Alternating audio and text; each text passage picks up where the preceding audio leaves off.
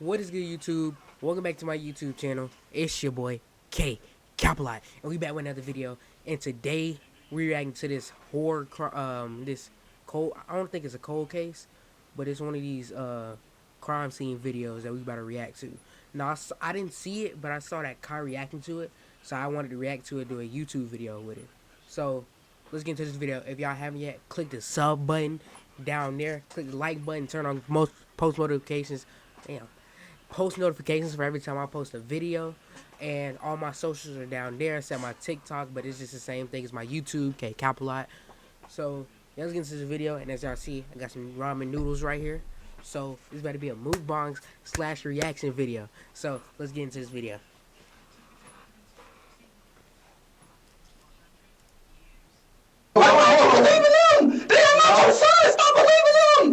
Be honest, baby. It's okay. Because you're gonna feel so much better. You're gonna feel so much better. When they pull this GPS, will it show that you were at home in your bed, or will it show that you were somewhere else? That's the question that was asked. You don't know? This is some that's serious. You gonna kill my family. What am I supposed to do? Robert, you don't understand that you're just as guilty if you know who did it and you're not saying nothing. That's guilty by association. I don't know. Snitching on everybody. If I was gonna get charged, why did you make me say? I said I don't know. My life is ruined. My bad for laughing. It was just the way they were crying. Like, oh my god. Like, this better be an interesting video for sure. When the bodies of 3 teenagers were discovered over a period of several days in the same neighborhood in Marion County, Florida, the police didn't know what to think. This would set the tone for the rest of the case, as the emerging suspects all seemed intent on blaming each other. The identity of the alleged perpetrator, along with the motive for the heartless murders, turned out to be more alarming than anyone wanted to believe. The police first learned that something was terribly wrong just before midnight on March 30th, 2023, when they received this 911 call. There's a girl laying in front of my road and she's dying. Okay, is she awake? She's dying, I don't know. She's bleeding out of her head. She's gargling on her blood. You need to turn her on her side so she doesn't choke, okay? It doesn't matter what side, like on what side? No, just turn her on her side so she doesn't choke on the blood, okay? Oh, God. Is she awake? No. Okay, is she breathing? She's breathing. Oh. Do you know how far they are? I don't have an ETA, but they are on the way, okay? Deputies from the Marion County Sheriff's Department arrived moments before the ambulance. While paramedics rushed to try to save the victim, the deputies tried to get a grasp on the chaotic scene. Within 5 minutes of the ambulance arriving, the victim was on her way to the nearest hospital. The Sheriff's Department was left to pick apart the seemingly inexplicable scene. She's not responsive? No, not responsive. No, there's no ID, no nothing. Young girl, older girl? Younger girl. Yeah, she was right there, and that's been moved. She was right there, right? Yeah. And there's blood everywhere. I was not expecting that. No. Well, I thought it was going to be BS, honestly. Yeah, I immediately thought she had got, like, hit by a car. And I seen the big, but I've never seen an exit wound in a head. Yeah. So I wasn't aware. Oh, yeah. She's laying down. It's all pulled out. I mean, it was And she was still breathing? rapid breathing. Yeah. But I don't know. Medic said she ain't gonna make it. Yeah, more than likely. I mean, if she did, that's wild. When police made contact with the 911 caller, they learned that he was just as confused about the situation as the deputies. He only became aware that something was amiss when he got a call from his neighbor across the street. You didn't hear nothing She at all? told me it sounded like someone crashed into my dumpster and then there was like 2 shots. The neighbor in question made her way over to talk to the deputies directly. Unfortunately, what she said only served to make the situation even more mysterious. So, around what time did you hear? You said it sounded like a gun, Yeah, it wasn't a loud gunshot. I would say about 20-30 minutes ago. It wasn't a loud gunshot, but I heard about 4 or 5. And I kind of blew it off casually, and then I just looked out of my window because I did think it was strange with it, how late it was. And I saw the car run into the dumpster.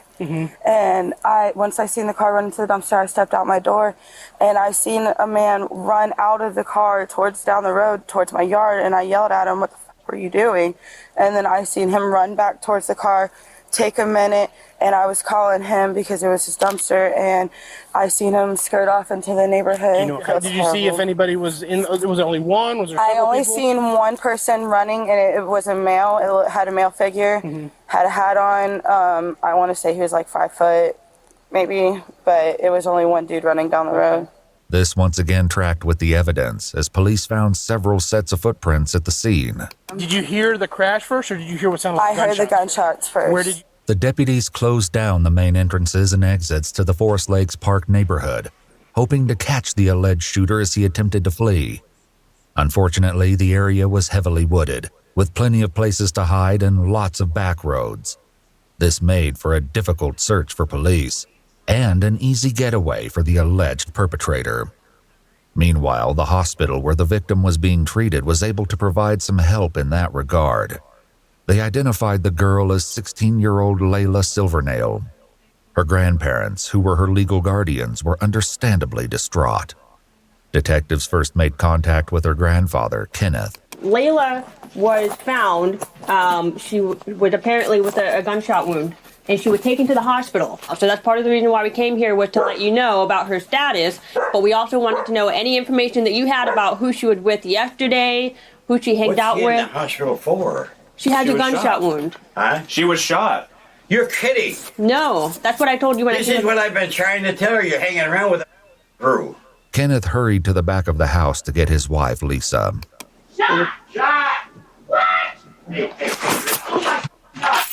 Layla's grandmother only seemed to become more distressed when the detectives tried to ask her questions. Lisa, come here. Lisa, have a seat right here. Is my granddaughter okay? Will she be okay? She's going to be at the hospital. I don't know anything. That's why I said I'm the victim advocate, okay? I'm here for you. Have a seat for us. We need some information so we can find out. I'm sorry, but it's the way she crying. That's crazy. Like, that's honestly crazy how she look. Like, I feel so bad. Like, that's crazy. Who did this, okay? I'd like to know too. We will go and I will shoot their asses. Oh no! Listen. Where was she shot at? Does anybody know anything? She was shot in the head. Listen, that's all we have right now, okay? This can't be happening. This can't be happening. Come on, we got. The situation was actually more horrifying than Lisa knew. Early on March 31st, the morning after the shooting, the police stumbled upon the last thing they were expecting. Just blocks away from the crime scene where Layla was found, police discovered a second victim, also suffering from a gunshot wound. There was little doubt that the two cases were connected, which made the search for the shooter all the more urgent. Back with Layla's grandparents, the detectives desperately tried to find out who might have been with Layla that night. Since they'd already found two victims, they had to wonder if more of her friends were hurt, or in danger too. Lisa, look at me. Who was she with yesterday? She came here with, and I'm gonna tell you everything, because I don't like the people she hangs around with anyway. Okay, that's what we need. That's what we need. Lisa said Layla was almost always with her boyfriend, 17-year-old Michael Hodo. She also directed the police to Layla's best friend, who might have more information about her activities the day before the shooting. Another name came up too, and it was one police were already familiar with. And then that runaway girl, Camille. Okay. She was with her too yesterday. Camille Quarles, 16, had been reported as a runaway by her aunt and legal guardian several weeks prior. It was an open secret that she'd been staying with Layla at her grandparents' house, but no one had successfully brought her home yet. When police made contact with Camille's aunt, Amy, she was not shy about expressing her frustration with the investigation. I did call it in this morning to ask somebody to go through there, and nobody has called me back.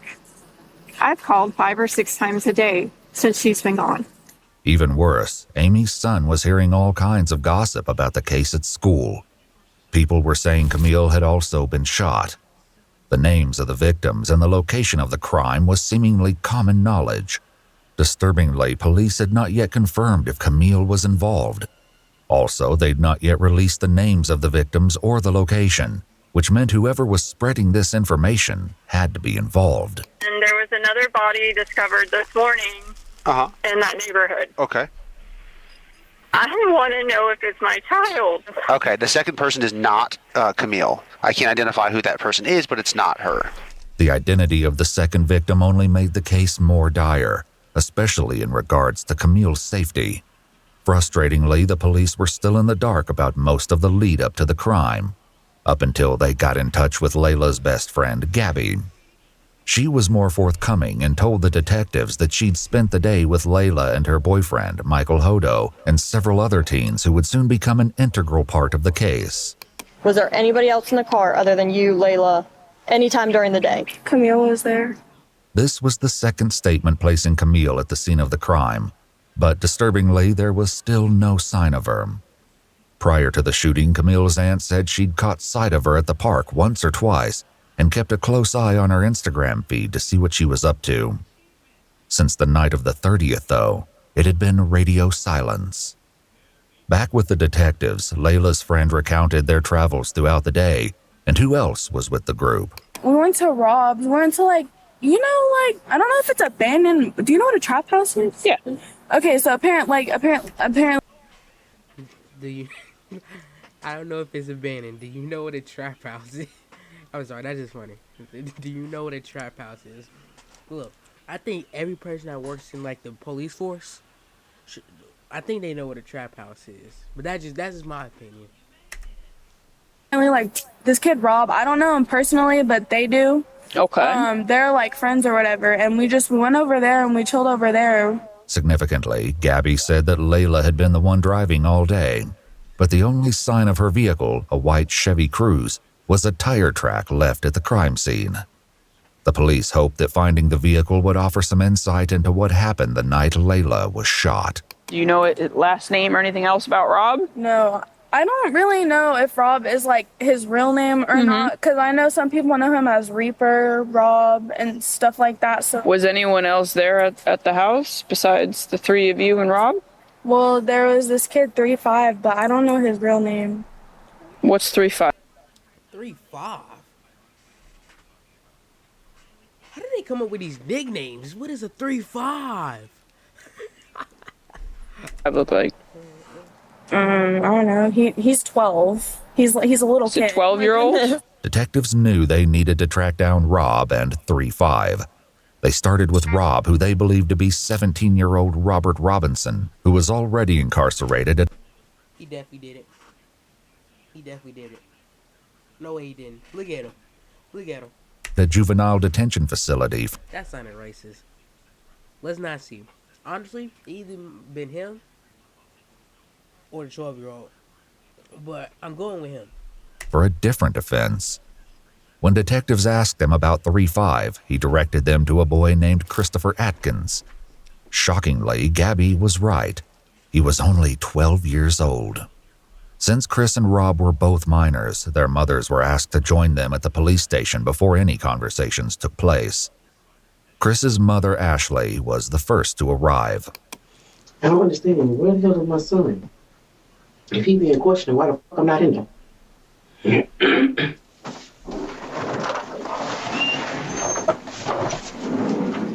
Which stick is on? Where's my son? He's in the other room right here. They talking to him? Not yet. No, they're all getting their stuff together. It seems she wasn't convinced they weren't already questioning him, because Ashley did her best to hear what was going on in the other room.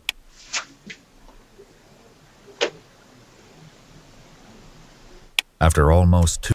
Comment down below, can you hear stuff between those walls? I thought in an interrogation room you can't hear nothing.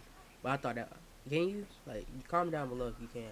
2 hours of waiting, she was finally escorted to the next room to join Chris, who was visibly trembling. Can I put you right? Sure. Yes, ma'am. Absolutely. Did you want another jacket? That's okay. Are you sure? You look like you're cold. Let me get you. You say you have 4 siblings? Okay. You guys get along okay in the house? The detectives set about gradually breaking the ice with Chris, all the time appearing hyper-aware that he was only 12 years old. After taking all necessary precautions, like making both Chris and his mother aware of their rights, and establishing on record that Chris knew the difference between right and wrong, they finally got to the issue at hand. So, Chris, what I'd like to start with talking to you about is, and like I said, I just want you to be honest with us. I'd like you to talk to me about last Thursday night. First, we made something to eat. Then we watched TV. Then I went to sleep for a little bit. And I heard something outside. I opened the door. There was nothing outside now. Now you know he just making stuff up. He making stuff up as he going. I think I went to sleep. So I think what you just told me was what you probably had rehearsed in your mind several times to tell a police officer if you ever. Like I said, he either rehearsed that or he just making stuff up on the as he talking. Had to talk about that Thursday night, because sitting here and talking to you with your mom here crying and knowing that you have these siblings, you're probably in sort of an embarrassing and shameful position. If you are sorry for what happened, repent for it and start from the very beginning and go to the very end without me having to pull it from you. Because somebody that I have to pull each individual action from, that tells me that they don't really want to say what they did wrong, that they don't feel bad for it. Reaper down there has been super honest. He took him a minute to get comfortable with me, and you know why I think it's Robert? This is by the nickname Reaper. Reaper. That just sounds like a killer name. And he's told me everything down to details that only he would know, and that's involved in that nobody else would know. Some of the details, he points finger at you. 17-year-old Rob, also known by the concerning moniker Reaper, was also concerning moniker is crazy. Being questioned. Just like Chris, Rob and his mom Erica were both advised of their Miranda rights before the interrogation commenced. I'm trying to bring the best way to say this to you guys. We're investigating several different incidents that occurred over the last couple of weeks. Okay. One being a theft of side-by-side. One being... Also why I think it's look at the way he's looking. Look at the way he looking.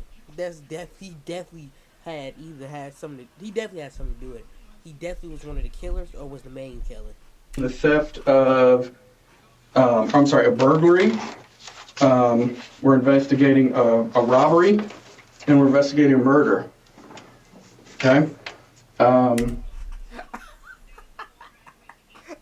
Look at he trying to act confused. He know what's up. He know he has something to do with it. He trying to act all confused. He think he getting out of this. He think he getting out of this. No, buddy, you're not getting out of this. Heard. Mm-hmm. So, the first ones you named is believable. The last one you named. Well, even Ma Dukes know he had something to do with one of the other. It's not. You don't have the heart to kill them. I know that for a fact. Okay. What'd you do on Thursday all day? I mean, I was home all day. Like, I was home all Thursday. Okay. Who were you with? Did anybody come over? Did we hang out with anybody? Did you go anywhere with anybody? I ain't go nowhere. Came over at like 1 o'clock. What'd you guys do then? We just chilling. Literally, like we're just chilling. Okay. Was anybody with at the time? How did he get to your house? Things like that? Supposed to drove to my house. It was him, Landon, Layla, and there was another girl with them. I don't know her name. Sosa was a nickname that Layla's boyfriend, 17-year-old Michael, used. Michael's father had last seen him about 6:30 last night, around the same time Gabby said she parted ways with the group. Landon was another local boy who police determined didn't know anything that would aid the investigation. As for the unnamed girl, the police likely wondered if she could be the missing Camille and why she hadn't been seen or heard from since. Did you go anywhere after 6:30, Rob? Oh, why do y'all keep asking that? I just we want keep to asking because we've been working on our investigations for What do several y'all days. think happened, bro? I'm telling you, You understand? in the house You understand, that Rob? night. Like I only seen Sosa one time that day. Rob, we know you were out of the house after 6:30. Okay? We know you were with... he tried to, I don't know if he was tight or not. I think he was trying to get out. Around 7 o'clock p.m. Thanks to CCTV footage, police believed that Rob, along with others in the friend group, had been involved in the theft of a vehicle and an armed robbery that night. As serious as these crimes were, they paled in comparison to what police believed happened later. Back in the room with Chris, his mother tried to make him understand the severity of the situation. Well, you need to tell if you ain't. Now's the time. Now's the whole story. You know you left out of the house Thursday when I told you not to, and you finna speak. You better talk right now. And Reaper's already told us what the plan was that night. So there's, I mean, we know what the original plan was. We're asking you now to be honest, and to come forth and tell us what happened and why it happened. He knocked on the window. When you say he, I never want to guess. Who's he? Reaper, aka Rob, took a lot of convincing before he opened up. Rob, right now you're protecting KTM and your buddies. You need to think about protecting yourself.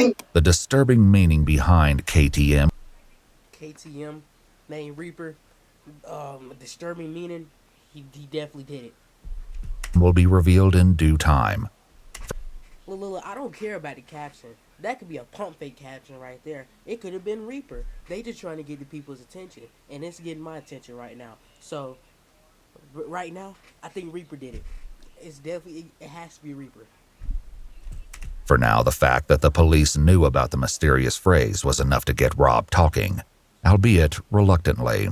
Was that the else?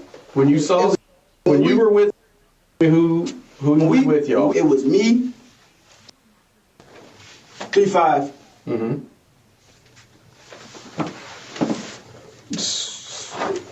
Layla was there. Mm-hmm. And that was it. The police knew by now that there were more people at the house than just Chris, Rob, Michael, and Layla. Did you go anywhere with them that night? No, I ain't go nowhere with them. I just told you. I swear to God, was at the house.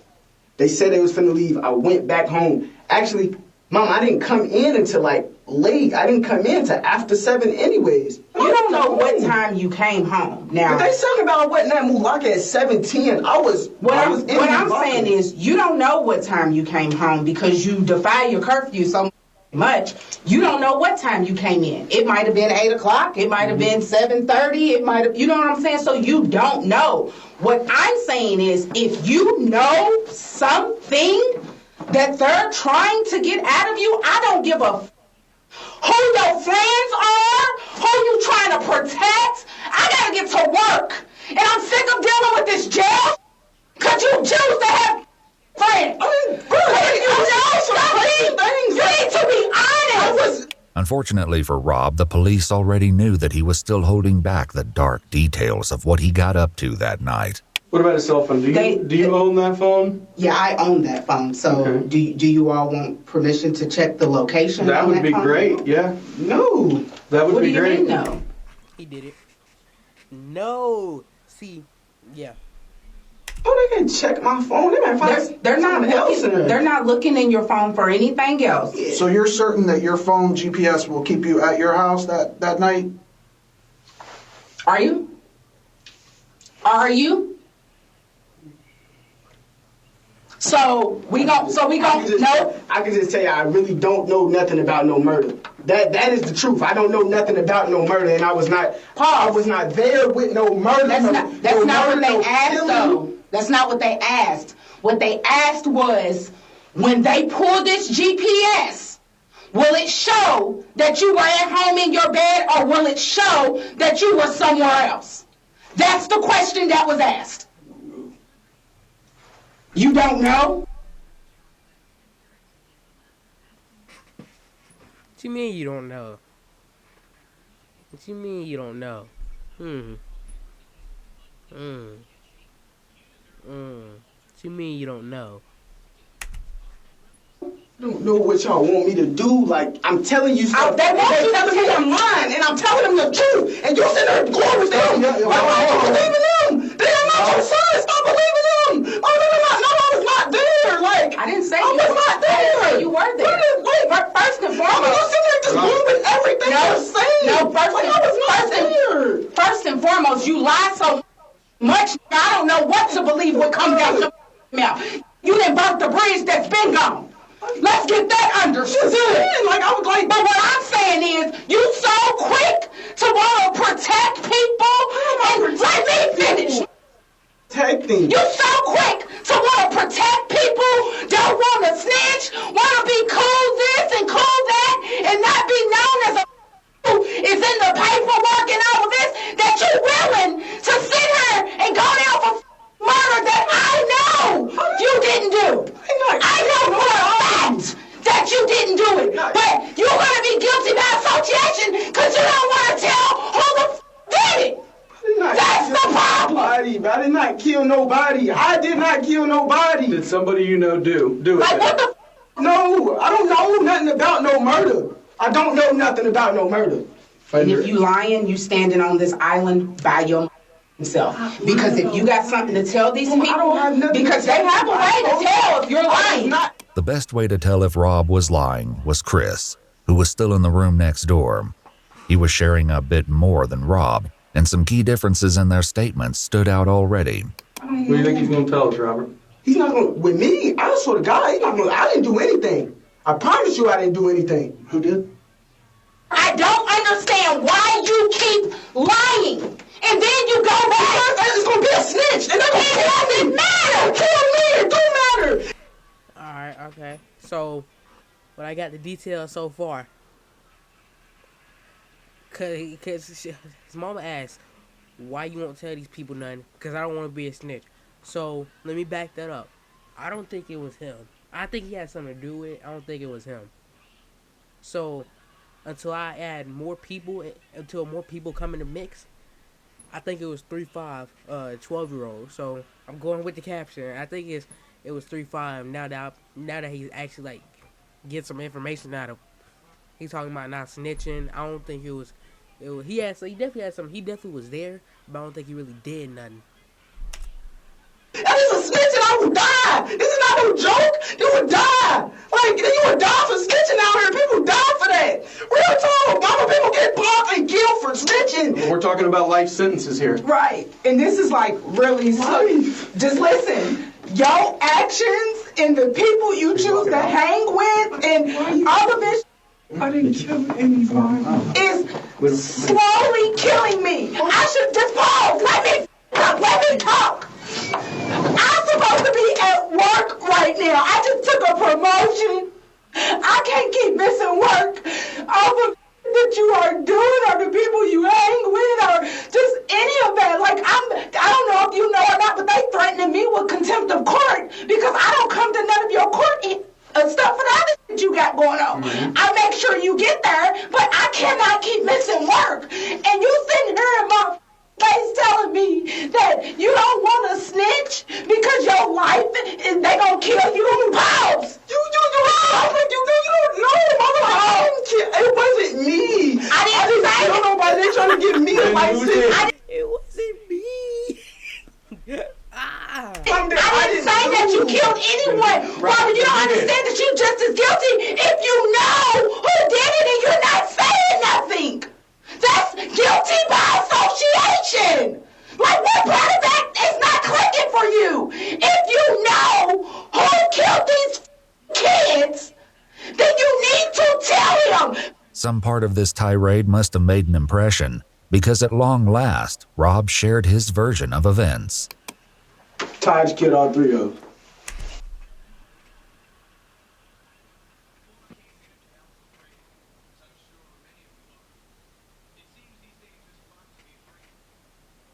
So it wasn't him. It wasn't 3-5. It's a new person in the mix. Okay. So we getting somewhere now.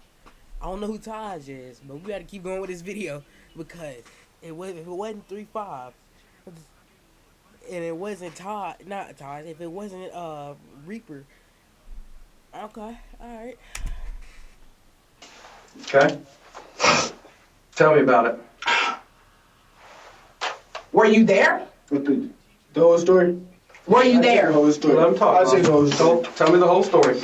Rob just mentioned 3 victims, but the detectives had so far only asked him about 2. Not only did this grab their attention, but they likely suspected that the Taj that Rob mentioned was 16-year-old Taj Bruton, with whom they were all...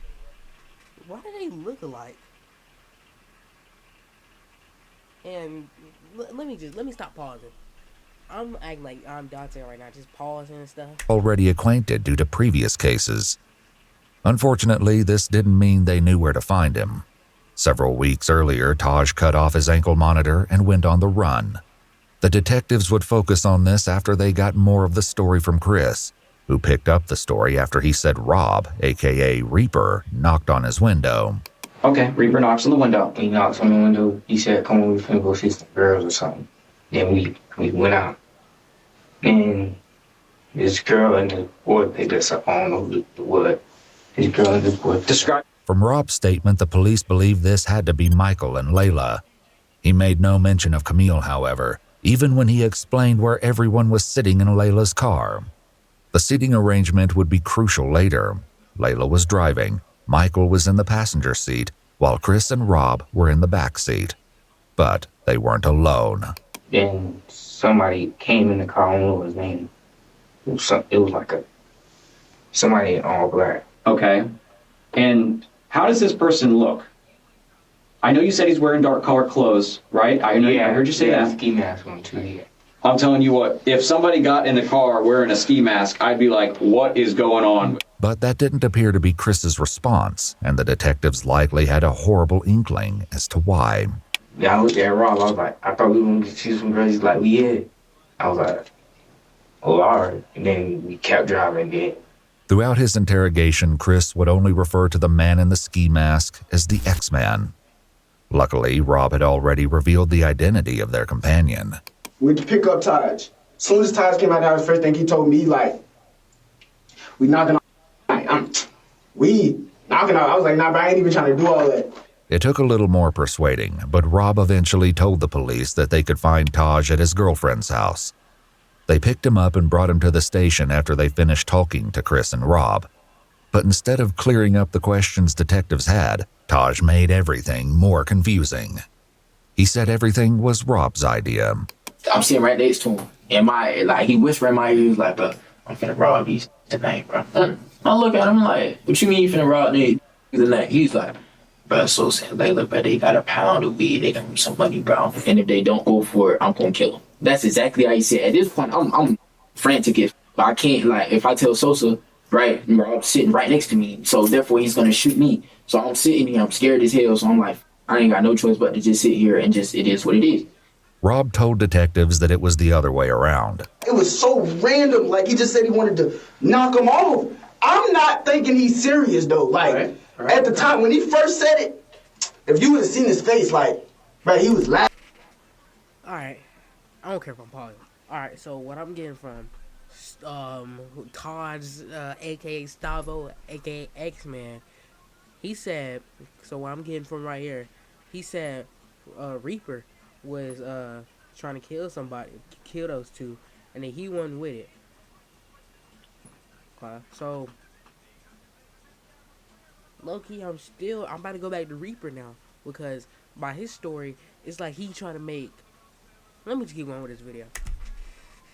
Acting like, if I would have really thought he was finna kill tonight, I wouldn't have got back in that car. I would have stayed right there and called my mom and be like, can you come get me? I didn't think he was serious until when the car started slowing down and I seen him up the gun. Rob said that Taj did this because he wanted to take Michael's firearm. Over in Chris's interrogation room, his story aligned with Rob's. For now, What triggered him to just start shooting? I'm trying to figure out. It's something in between that you're not saying. Because I think the person that the white guy, I think they said he had a lot of money or something. Oh, so it was set up as a robbery. Okay, now we're getting somewhere. Okay. So they were setting up the robbery, man. Did Reaper mention that to you, that something was going to be set up or anything? He didn't even know. Like, all I heard was pow, and like, I thought somebody was shooting at us, so I hopped out the car and ran. I'm looking. Boom! Boom! once again, Taj's version was a little different. 3-5 shot, so boom. Layla got shot by Rob because that was diagonal. It was crazy. Just like that. It took 2 shots. It wasn't no more than that. It took 2 shots to kill both of them. The police knew at least part of this was true. Who shot who was yet to be determined. But tragically, they'd confirmed the second victim as Layla's boyfriend, Michael Hodo. He was in the grass by the side of the road, just blocks away from Layla. He was deceased when police found him. Michael's father had a heartbreaking reaction when he found out that his son would not be coming home. My son's dead, isn't he? I'm sorry to be the one to tell you.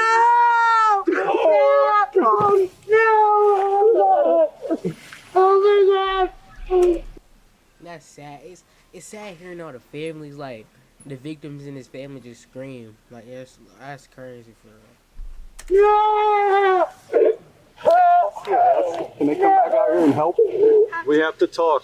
We have to find this out. Who's to find this? This is to go find out who did this to Sam. I'll find him when I kill him and kill him. Oh my God,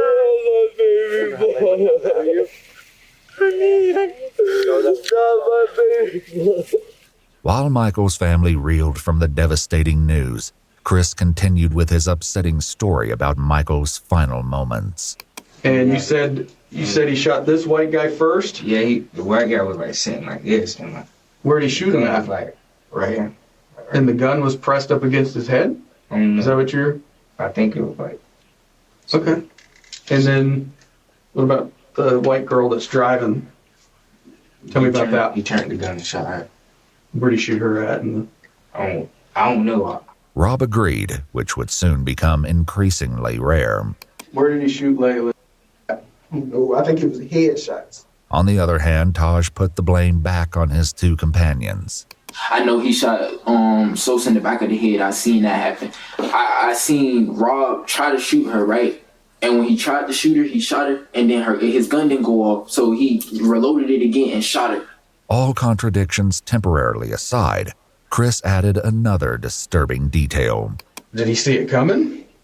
No, it was like to the back of his head. Okay. Did he have any time to defend himself? No, but Taj just upped it and shot him in the head. At this point, police were still searching Forest Lakes Park for evidence. Now that they knew the shooting had occurred in Layla's car, it was more important than ever to find the vehicle. Most of all, though, they were looking for any sign of Camille. They hoped to find her alive, but the police were likely aware that, like Layla, she could be seriously injured and in need of medical attention. If that was the case, every passing moment decreased her chance of survival. For the time being, though, her family was left in an exhausting state of limbo. The situation was made infinitely worse by rumors that Camille had been caught up in the shooting. Frustratingly, the police still had no concrete answers for her family. They had to hope that Chris, Rob, and Taj would ultimately provide an explanation. They got even closer when Chris continued with more of the story, but once again, the details started to get shaky. Was the car driving whenever they got shot? No, it was just like, it stopped, and then like it kept going. Like when I hopped out the car, it kept going with it. Where did the car keep going when it kept going? Like to a dumpster. Did you get back in the car? Yeah, I got back. I mean, did you want to get back in the car, or did you not? No, you didn't want to. Okay, what made you get back in that car? Explain to me that. Because he had a gun, I thought he was going to get to shoot at me. Because if I was just with him and if I was just with him, he'd just kill somebody. And he probably wouldn't kill me too because he think I was going to snitch. On the contrary, Rob said that he was the one who jumped out of the car. When he shot Layla, I got out the car because the blood started dripping. I ain't wanted to get on me. Taj claimed the same thing. I get out of the car, they still shooting because it was like 4 to 6 shots. I don't know exactly how many shots it was, but it was a couple shots, bro. So at this point, we hear this lady. This lady's over there like, I'm running. I'm trying to hide in the forest. I don't know what the fuck I'm gonna do. I'm trying to call Spring, everything. So this lady, hey, what's going on over there? He sees me, or I guess he ran back over there. Rob run over him. He was like, hey, this, that, and the third. So I'm like, I'm gonna just do what you tell me to do. I just want to go home. So the only thing that this established was that at least one of the boys had gotten out of the car. But this wasn't news, as the woman who saw the car hit the dumpster also told police that she saw a male figure running around shortly after she heard gunshots and saw the crash. The detectives decided not to challenge the boys on this front for now, and pushed for the truth on more important matters instead. They started with Rob. What happened to Layla? Where did they... I don't know. Taj threw Layla out the car and hopped in the driver's seat and started driving. Rob said Taj repeated the process a short time later. Taj pulled body out the car, patted him down the mechanic. He grabbed the mechanic, got back in the driver's seat, and he drove off. Was that next to Layla where she was pulled out? No, it was in a different spot. This made sense to police because the second crime scene, where Michael's body was found, didn't have much blood. There were, however, what appeared to be drag marks leading from the road towards the brush where the body lay. Did you help take... I ain't touch nobody. I ain't touch a body. I ain't touch nothing.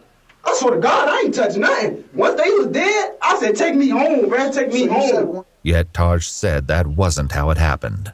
Rob drives. He pulled Layla out of the car. That's why she got left by the dumpster. He starts driving. He's driving. So far, Taj's story is aligning with how police are like aligning it. So far, so I'm believing Taj on this one right now. He drives. We go around the corner. He goes over to Sosa. Sosa had, I think, in his somewhere on him. So he pulled Sosa out of the car. He just dragged him over in some woods or something. And were you driving the car? No, I was not driving the car. Yeah. The detectives asked Chris similar questions.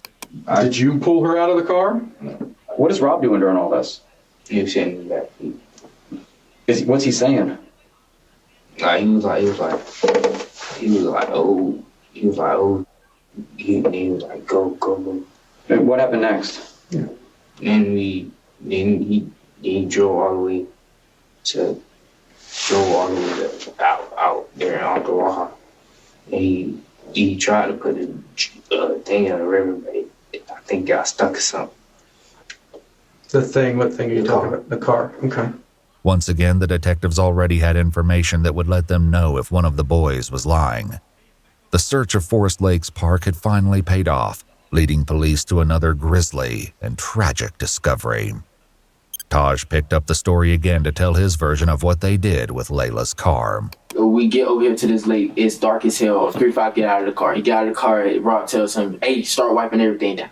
So he started wiping everything down. He's wiping everything down. The door handles, everything. He's wiping everything down. So after he started wiping everything down, Rob takes Layla's phone and Sosa's phone or whoever phones he found in that bit, threw him in the lake, throw him in the lake. The lake in question turned out to be 5.5 miles or 8.8 kilometers outside Forest Lakes Park, but police had no question that this was the scene they were looking for. When they dredged the lake, they recovered the 2 phones from the water, which were determined to be Michael and Layla's. But this wasn't the only evidence they found. Taj attempted to explain what was found as he continued his story, starring Rob as the mastermind of the crime. He tell 3-5, get in the car, drive the car into the lake, for whatever reason. When the detectives asked Chris, though, he said he was nowhere near the car at that point. Were you in the car when it was going in the river? Or? Yeah, I was out the car. I was trying to run back to my house. You were out of the car. What was Rob doing? I don't know. I left. I was running back to my house. What did he say he did with the car after that then? I didn't ask all of that. I didn't ask that. What about the guns that were used? I don't know where those at either. Oh, it's barely in the lake. Okay. Like when he drives, it might be the 2 front tires in the lake. It might be a little bit more of the hood, but the back of the car, all that is still out of the lake. That was exactly how the police discovered the car. What they found inside was more gruesome than they had ever anticipated. Back with Chris, he continued his tale. describe to me the clothes that you were wearing that night when all these bad things happened. What happened to them? They wanted us to burn them. Who wanted you to burn them? Did you have blood or something on them? No. Are you sure?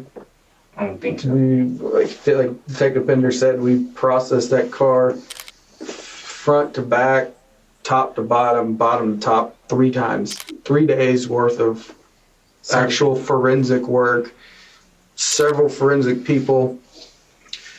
I don't think you could have sat anywhere in that car and not got blood on you. I think it was something on my shoe. I'm standing over here scared as like I think it's blood all over me, but it's dark, so I don't know. But I think it's blood all over me. Rob said burning the clothes was all Taj. Taj, of course, said it was Rob. Regardless of who had the idea, the police found the remains of clothing in a burn pile in the forest, including pieces of shoes, sweatpants, and sweatshirts. However, this was not the only clothing item the police discovered intact. Chris's shoes, which he described as Nike slides, were found discarded in the bushes, and a single glove was found near Michael's body. Another was found near the lake. The police asked Taj about this.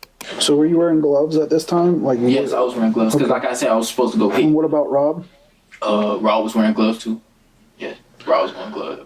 Taj revealed that the original plan was for the group to go car hopping that night, which was why he was wearing gloves and a ski mask. But police had to wonder if there was a far darker reason the boys brought these items. For now, the detectives wrapped up the conversation with Rob. Do you feel a little better now that you were honest? Did you need to get that off your chest? Worse. Now I feel like I just snitched on everybody and The detective stepped out, but little did Rob know that his night at the police station was far from over. There was a lot more that he needed to fess up to, but for now, he was left alone with his mother. I'm going to charge you because you were there and you didn't come forward. Did come forward. I'm talking about when it happened. I just told him everything. I'm just letting you know, Rob. You don't understand. I'm gonna get charged for murder. Mama, what was the point of snitching on everybody if I was gonna get charged? Why did you make me stay? I said I don't know. Alright. What's the point of snitching? We're gonna ask you to step out now.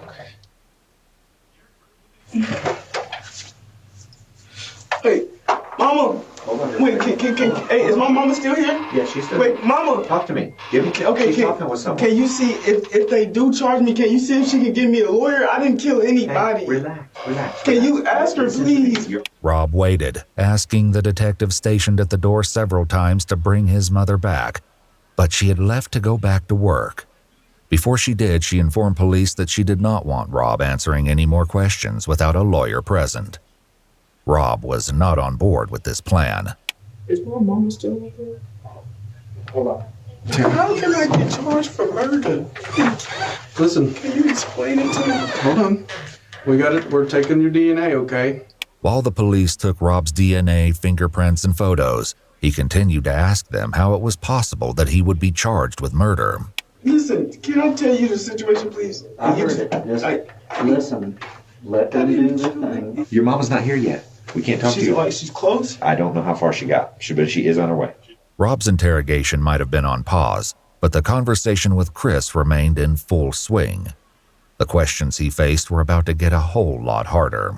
They executed a search warrant on the house, which they did collect some things, and I'd like to talk to you about those things too. Mm-hmm. But because you, because it looked like a surprise on that. Yeah, like what was in my house that got to do with this homicide? And I will, and I'm going to tell you about that because, like I said, I'm not going to leave anything out. It's I can tell you, it's pretty damning. I guess I would use that word. So, are you serious? Do you own any firearms, ma'am?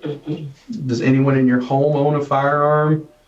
Okay, because I'm pretty sure they found 1 or 2 firearms in the house. And I'm sure you guys have watched CSI, right? We can take a firearm, we can shoot it. That round that you shoot, we can take, and we can put it into a computer and tell you who got killed. And actually compare it to other fired casings, like the shell from the bullet.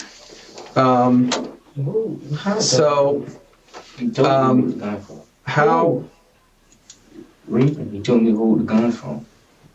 Why would you hold guns from when you know something that dumb just happened? That was stupid. When Reaper gave you these, you think that they're going to be related to this? I think so. Describe to me why you think that. Because he said, put these up, make sure your mama don't find them. Okay. And the gun that you saw X-Man use, was it either one of those two guns? I think it was the black one. Meanwhile, Rob continued to wait. Didn't kill. Didn't kill anybody. Why the fuck be charged with murder? I do not want to be charged with murder, bro. Eventually, the detectives did come back to speak with him, since he was insistent on saying more, even though his mother did not return to the station. All right, so, you know, I explained to you what your mom said on the phone, right? She didn't want us to ask you any more questions about while you're present. You reapproached me a couple times, and you said that you wanted to discuss some stuff further, right?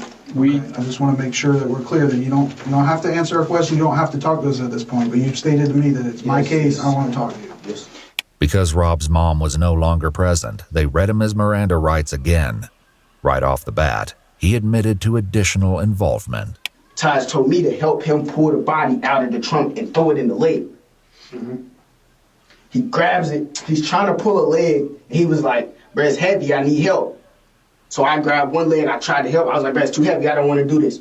Put the thing down. Left the girl in the trunk because I told him I didn't want to help him. Like, Rob went on to tell a long, rambling tale about selling his gun the day before the crimes took place. The detectives hear him out before dropping a bombshell. So that's an issue because we have that gun now. No, that's not. It was at 3-5's house. You said you sold it. I did. That's not my gun. That one's not mine. That's not the my same gun. In addition to this, the police strongly suspected Rob had stolen the firearm. You may tell the truth that you didn't pull a trigger, but you knew this was going to happen. You knew it was going to happen. I did not know this. The detectives had a similar exchange with Taj. We've sent some of the casings off to be examined already. It's not back, I'll tell you that. Otherwise, we would probably be having this conversation. That those casings aren't going to come back, like he said, to a third gun. To a third gun, they shouldn't. Multiple casings were found at all three crime scenes, but especially near the car at the lake. Even if the boys weren't budging on the issue of who shot who, lab tests would reveal the truth in due time. In the meantime, the detectives brought up something two of the boys in particular were probably dreading. Let's talk about the trunk of that car. You looking at the trunk, sir? There's another part that we haven't talked about. Trunk? Mm-hmm. It was a girl in the trunk. Okay, so here's my prediction. 3-5 killed that girl Camille in that trunk.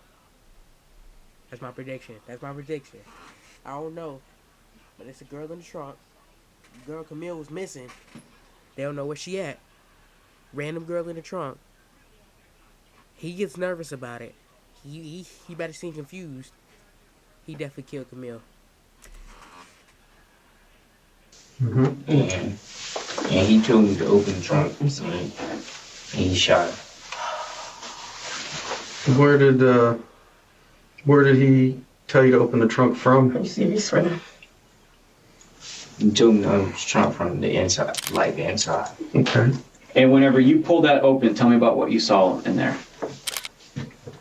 All I seen was luggage, and then he said move, and then he shot. Okay. You said all you saw was luggage? Luggage and it was like a girl. And what part of her body could you see? Could you see her feet, or her hair, her hand? Describe to me. I seen hair.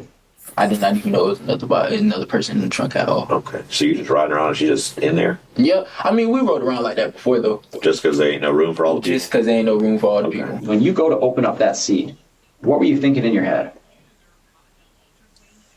Like, what am I gonna do? I don't know. I was confused. I was like, I was thinking like there was a person back here. Did this person say something? Describe to me what you heard whenever you opened that seat up. What noises? All I heard was somebody tell me to watch out, and then all I heard was gunshot. 2 gunshots. Tragically, the third victim was determined to be none other than Camille. Her body was discovered 2 days after Layla was found on April 1st. Like Chris said, she'd been shot twice. The location of her wounds indicated that her death had been no accident. It was highly unlikely that Camille had been shot once in the back and once in the head by chance. As soon as she was identified, law enforcement made contact with her aunt, Amy, for a difficult conversation. So you probably know why we're here, where we've been investigating the incident that happened Friday involving Layla and the other individual that was found deceased. You know, it took us a little while because we couldn't positively identify her, so it took us a little while. But, you know, we're certain that it's Camille that is now deceased. Probably to detectives' surprise, Amy remained stoic. As it turned out, she already knew Camille was deceased. The grandpa of Layla actually came to my house when I found your card, telling me that Camille was deceased, and how are you doing is what he told me. They were talking about Camille it at the hospital that Camille was deceased already. I had a mother call me at midnight last night that, my phone has not stopped. While Amy tried to come to terms with the loss of her niece, the detectives at the police station asked Chris more about the specifics of Camille's murder. What happened after he shot her? He closed it, and we left. How many times did he shoot her? Yeah, that's what we're gonna. I think once, twice. What is it? One twice. Twice? Okay. Do you know what part of her body he shot her? No, when I opened it, he heard everything, so I looked away. As if this wasn't horrific enough, Taj put forth an even more disturbing version of events. Predictably, he insisted he was not the shooter. The culprit he named was spine-chilling.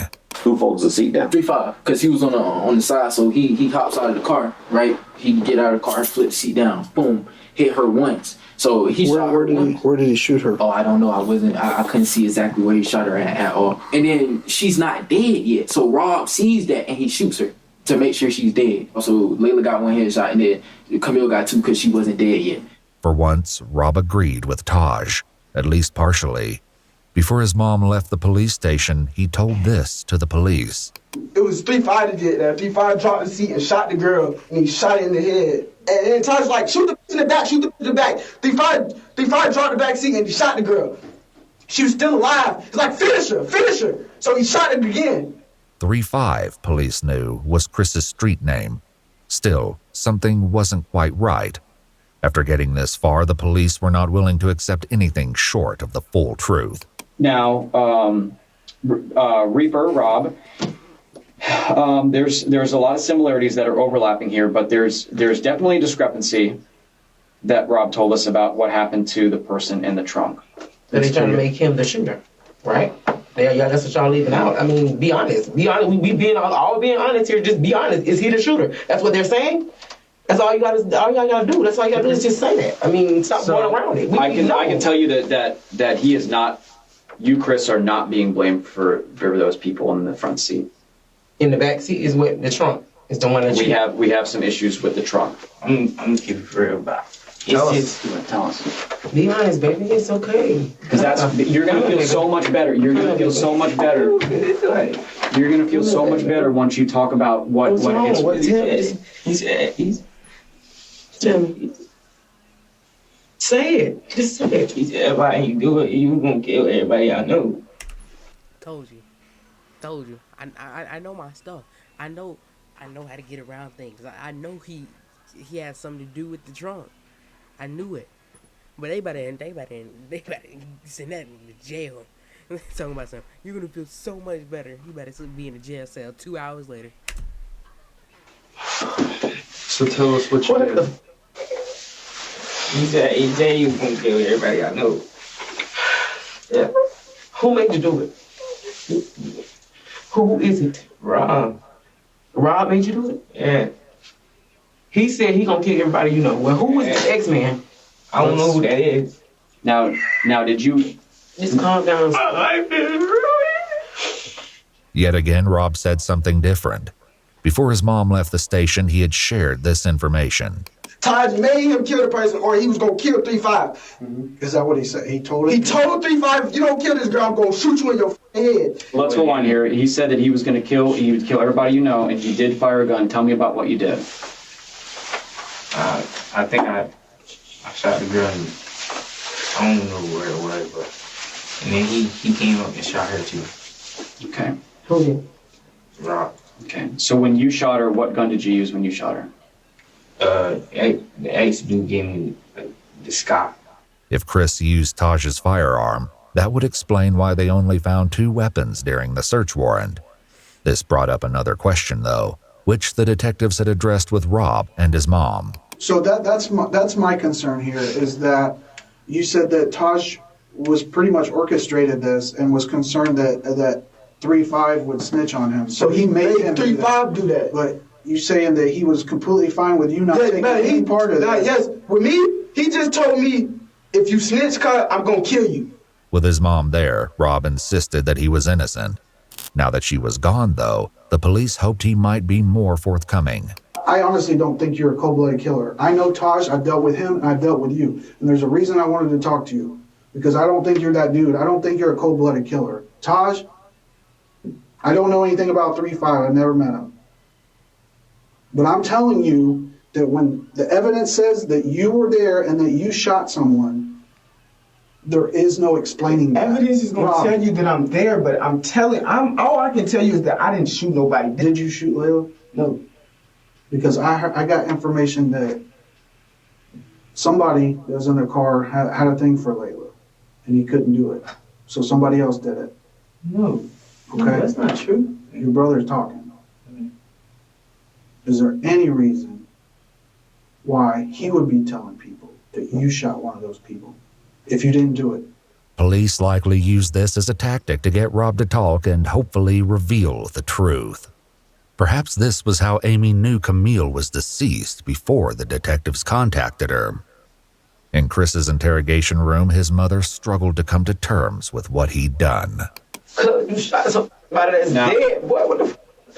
No, this is a homicide. This is 3 people. Man, this is some that's serious. You gonna kill my family? What am I supposed to do?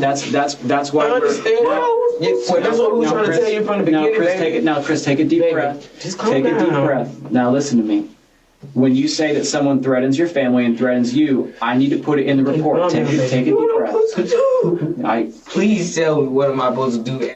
Chris's mom didn't have an answer to that. She asked one of the detectives if she could step out for a moment to compose herself. Oh, he know I live, and he knows my whole family. He was gonna kill my whole family. Are you talking about Reaper, or are you talking about Stavo?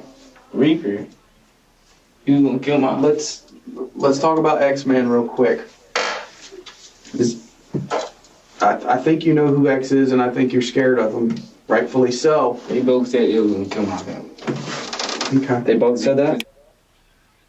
Did they ever point a gun at you or anything like that? Yeah. Who pointed a gun at you? The X-Man. He was like, don't tell nobody. Don't tell nobody.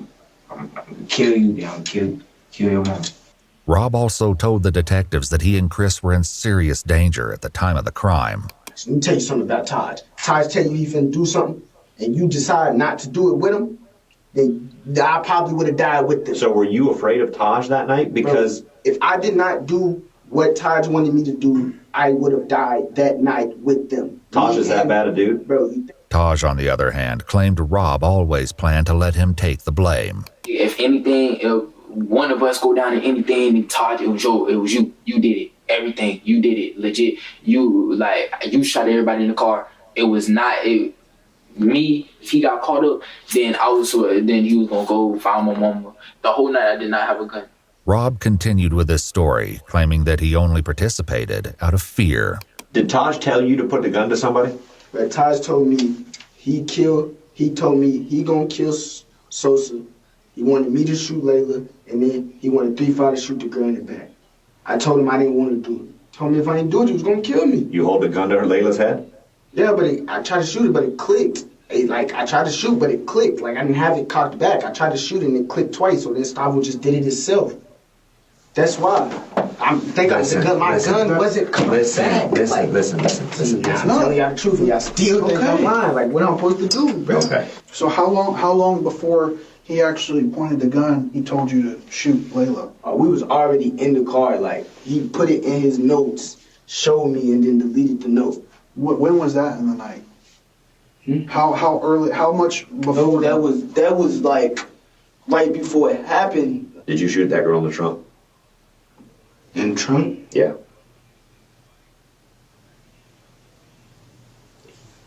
Like I said, I wasn't there. 3-5 shot that girl in the trunk. Still, the police suspected something was being left out. Was she still moving after you shot her? He said she was still breathing or something. Who said that, X-Man or Rob? Did you shoot the girl once or did you shoot her twice? I mean, it doesn't matter at this point. I shot her once, and he shot her again. Chris was talking about Rob. Thankfully, the police were finally getting somewhere with him, too. You shot her once. How many times you shoot her? Once. You shot her once? Where'd you shoot her? I don't know. Yeah, you do. There ain't no question. There ain't no question where she was shot. You talking about one end to the other. Where'd you shoot her? Just shot, bro. I seen her and I shot. Like, why? Because she was still alive. She was gonna snitch on us all. We was all gonna go to jail for life. I didn't want to do none of it. If I didn't kill that girl, Stavo was going to kill me. I swear to God. I'm looking at her in her eyes. She's dead. Finally, the truth came out. Ballistics reports comparing shell cases found at the scene to the firearms found in Chris's house indicated a match. Whether or not there was a third shooter remained to be seen. Are you sorry for what happened? I did not want it to happen. I never wanted that to happen. Like, I never wanted to kill anybody. I never wanted to shoot anybody. I never want any of that to happen. I just wanted to get a little bit of money.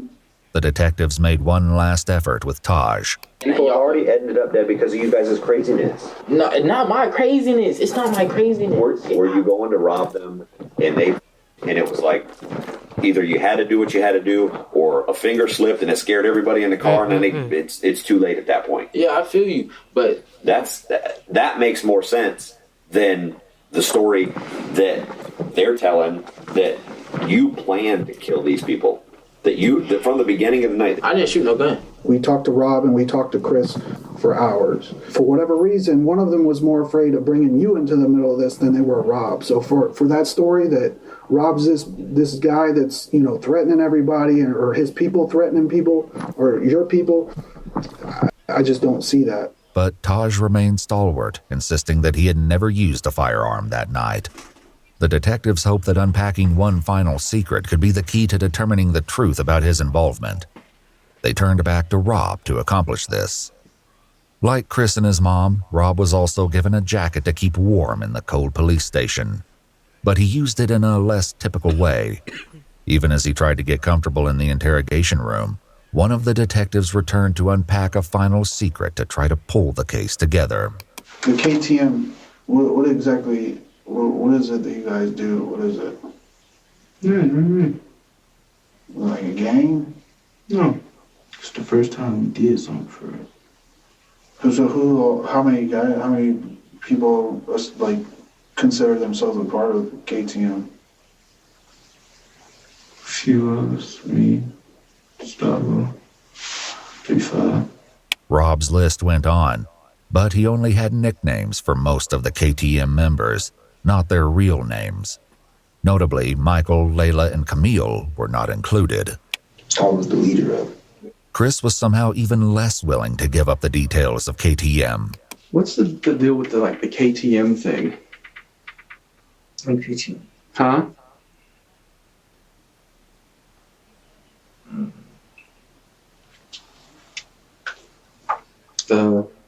I know Reaper has the tattoo.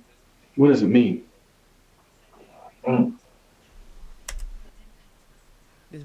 This man got McDonald's. This man has McDonald's. So whether or not, I don't know what's in that bag.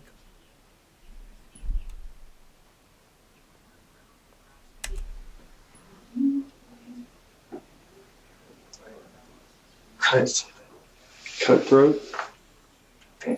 Cutthroat mentality. Does that sound right? What exactly is that? Like just a made-up gang name, or? Thanks, yeah.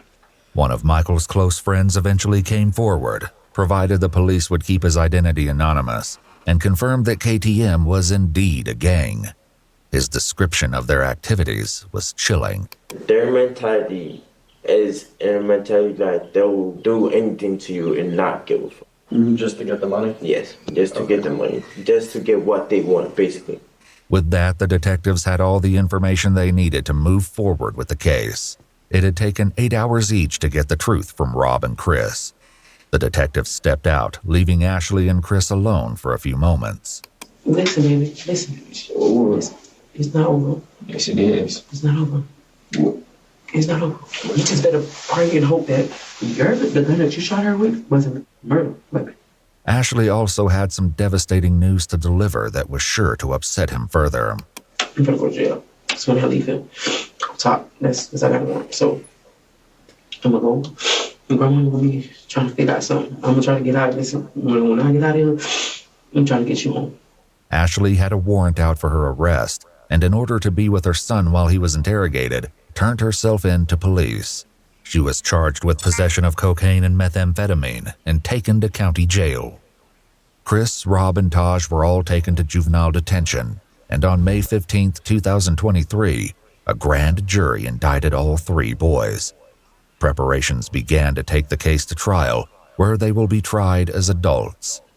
Taj and Rob are both facing 3 counts of murder in the first degree because, tragically, Layla did not survive her injuries. She passed away just days after Camille's body was discovered. Taj also has been charged with robbery with a firearm, tampering with evidence, tampering with an electronic monitoring device, carjacking while armed, aggravated assault with a deadly weapon, and grand theft auto. Rob.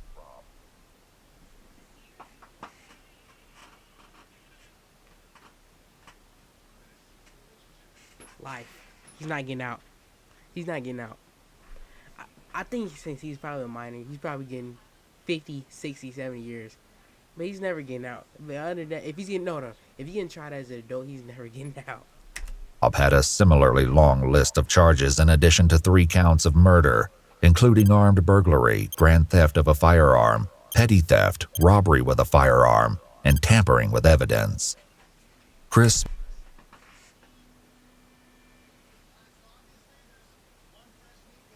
He's also getting life. He's never getting out. meanwhile, was only charged with 1 count of murder for Camille, whom he admitted to shooting while she was in the trunk.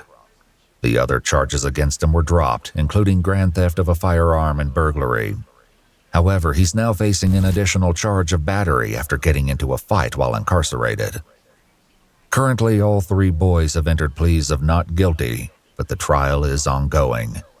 What the court finds and how justice will be served for Layla, Michael, and Camille. That's crazy. That was an interesting thing. I'm going to do more of these videos. Maybe not at 2 in the morning, because it's 2:12 right now. But I'm definitely going to start doing more of these videos. See, look at that video, the second video right there. Kai reacted to it. But I ain't looking when Kai reacted to it. But I saw he reacted to it, so I want to react to it. But thank you guys for watching this video. Hope that y'all like this video. Show some love on it. This is definitely about to be an hour vid. But you know what? Anything. I'm definitely gonna post some more reaction videos, some more gaming videos on this channel too. So make sure I click the sub button, click the like button. My social are at the bottom, and turn on post notifications for every time I post a video. And yeah, that's it. I'll see y'all later.